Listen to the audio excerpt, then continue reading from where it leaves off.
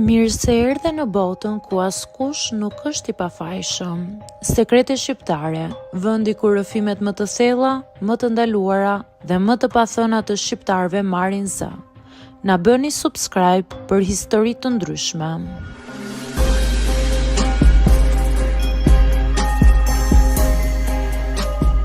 Piva Ozempik për t'u dobësuar dhe për pak vdiqa.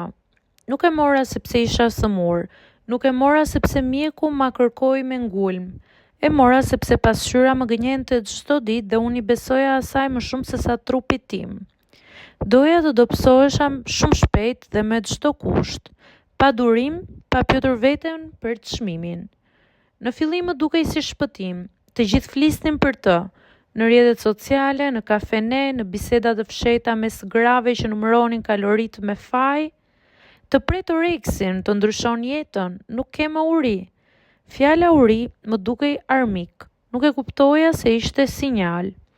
Ditët e para nuk ndjeva gjë, pastaj filloi përzierja, një ndjesi e lehtë e durueshme.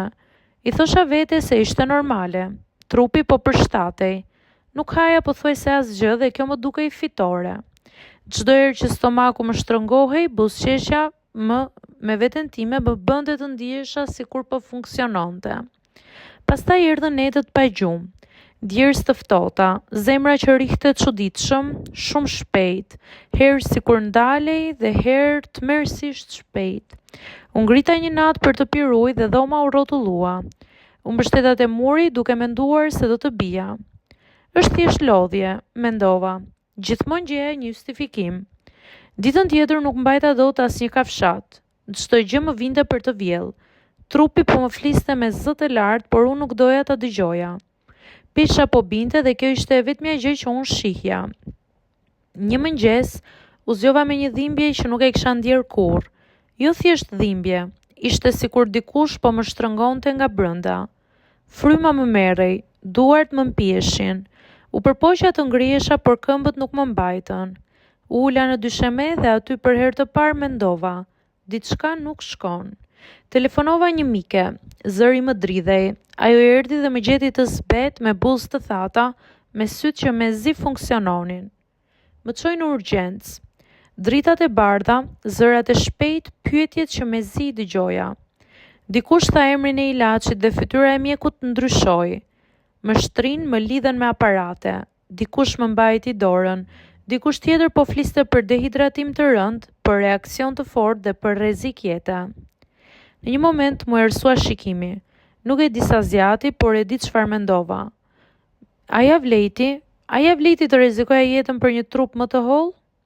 Kur u zgjova isha ende aty, gjallë, e dobët, jo nga dietat, por nga frika. Mjeku më foli qartë pas bukurime. Më tha se trupi im nuk e kishte përballuar. Trupi im nuk ishte lodër. Për pak, nuk do të isha zgjuar më. Qava, jo për peshëm, por për veten time. Për mënyrën si e kisha trajtuar trupin tim si armik dhe jo si shtëpi. Sot kur shoh pas, më dridhen duart. Jo nga ilaçi, por nga kujtimi. Nuk e tregoj këtë histori për të trembur njerëz, por për të qenë sinqert. Askush nuk flet për anën e errët, për dhimbjen që nuk duket në foto, para dhe pas.